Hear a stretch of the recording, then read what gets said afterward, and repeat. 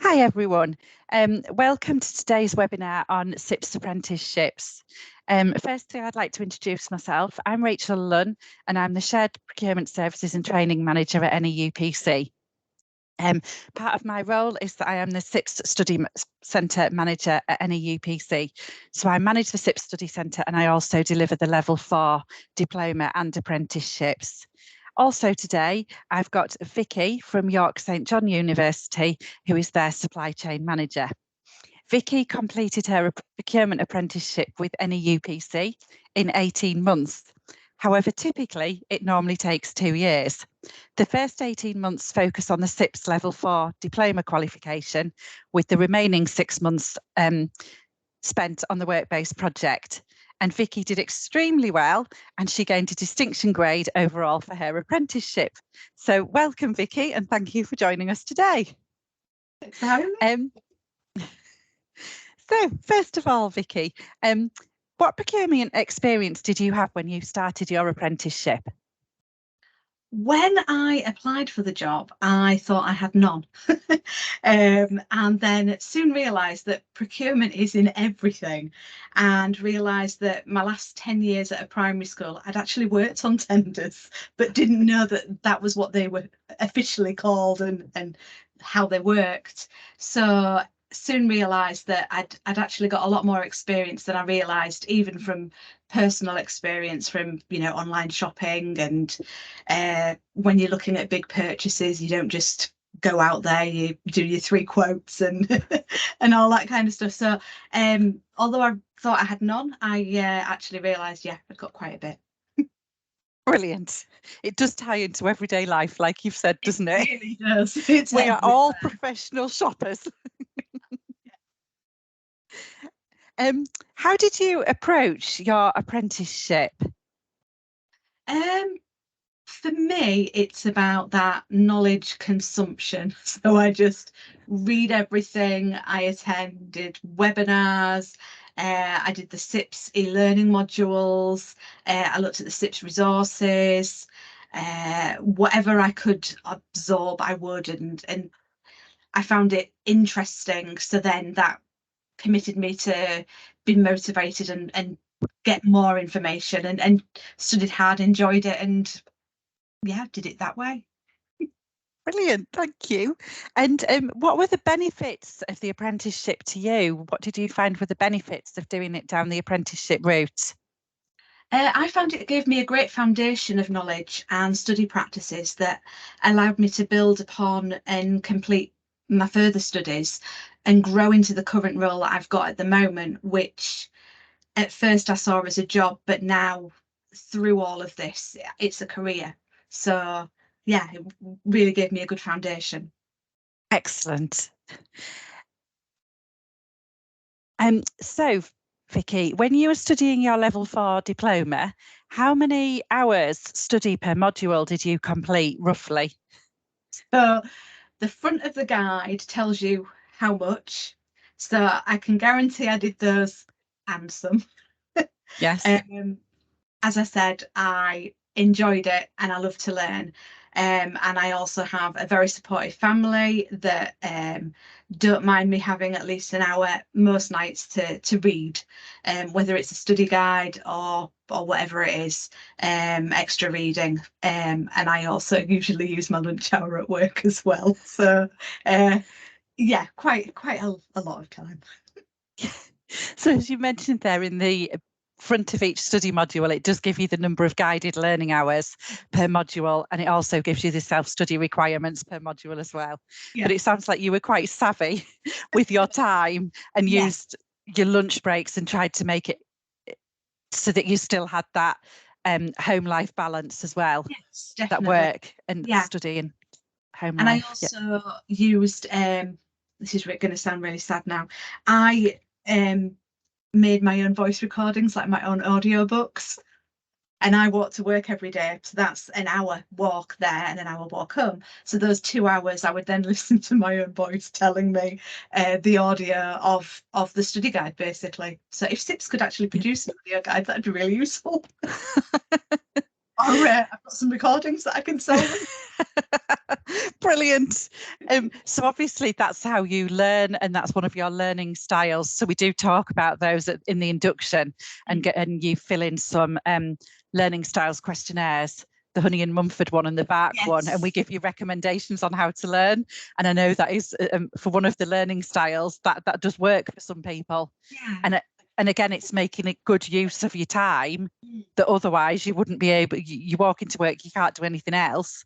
You're being efficient. Yeah, it's being savvy and, like you say, being efficient with your time and thinking, how can you best use, you've only got limited time and you've only got limited resources. So how to best use that. Yeah, definitely. And what works best for you. And exactly. Everybody learns differently. Were really useful. And you may think that's the way you do it, you just read, but actually those questionnaires helped and make you think, oh, actually I could do that, or I could do that. So really useful. There's other ways of doing things, isn't it? You can be creative with how you learn. Definitely. Yeah, brilliant. And what are your tips, Vicky? What are your top tips for studying? I'm all about lists.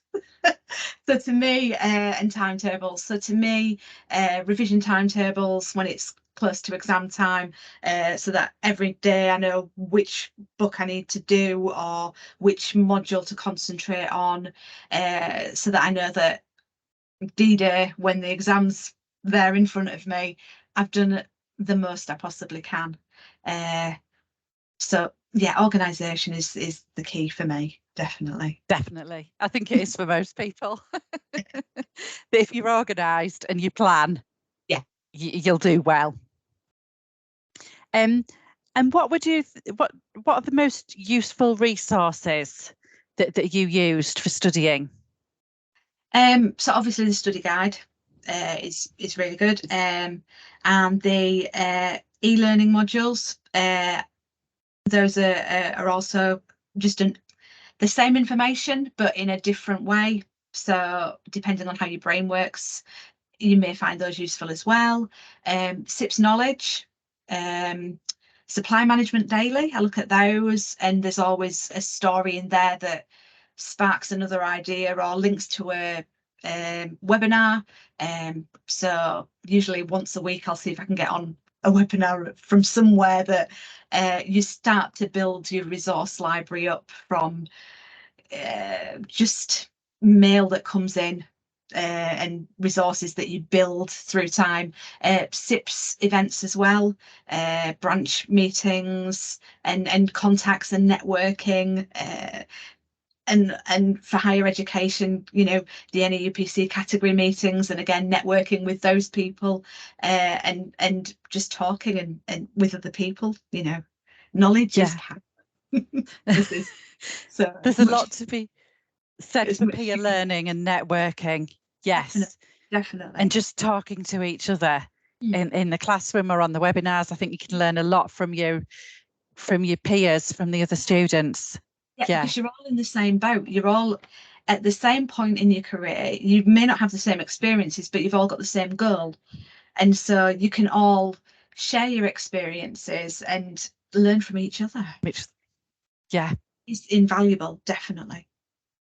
Brilliant, thank you. And do you have any revision tips, Vicky? I think you've covered some of them already, haven't you? With you. Yeah. So I like the voice recording, that helped me. Going through the book, the revision, so I'd read the study guide first, but highlight bits that I didn't know. And then when it came to revision, I just need to look at the highlighted bits. But if this is completely new to you, you may find you're highlighting the whole book, so maybe that won't work. But taking your own notes, making revision cards, for me, reading it over and over, living it, bringing it into the work that I do every day, and through the experiences, and learning it that way, and using the people around you. Talk to your manager. If you're having a bit of trouble getting something into your head, and they may be able to think about it a different way for you. So just use everything that's available to you, really. Yeah, and help you apply the knowledge in the workplace. Definitely. think it's those discussions with your manager saying, this is what we've done in class. How can I bring that into How can I apply this in real life? And then it aids your understanding if you're actually doing it and breathing it and living it.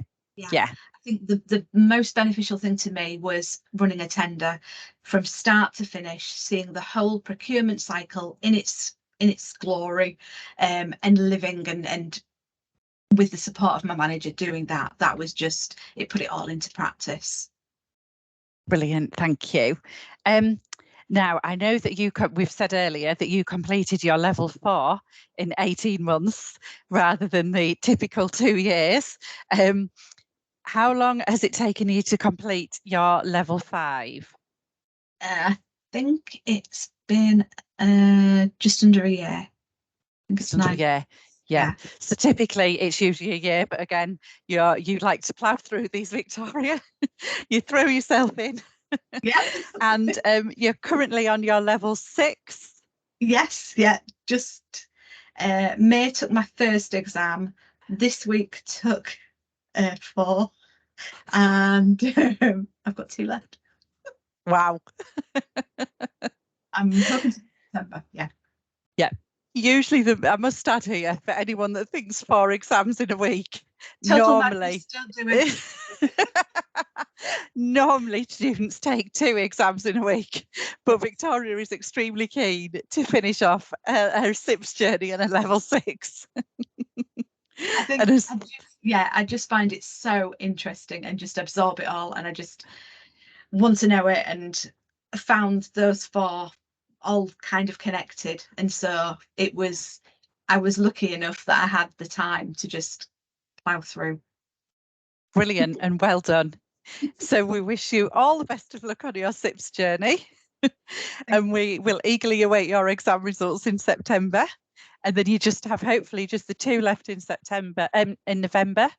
And then you will be finished and can graduate next spring. Yes, yeah. Fingers crossed, yeah. Yes. And then you can apply for your MSIPS and your chartered status. Yep. Very good. So I'd just like to thank you, Vicki, for sharing your CIPS and apprenticeship journey with us. That was really interesting. And I'm sure anyone that's looking to start CIPS and an apprenticeship will find that extremely helpful. And I'd just like to thank everyone for listening. And if you have any questions on CIPS or apprenticeships, please contact me. My email address is r.lunn@neupc.ac.uk. Thank you very much.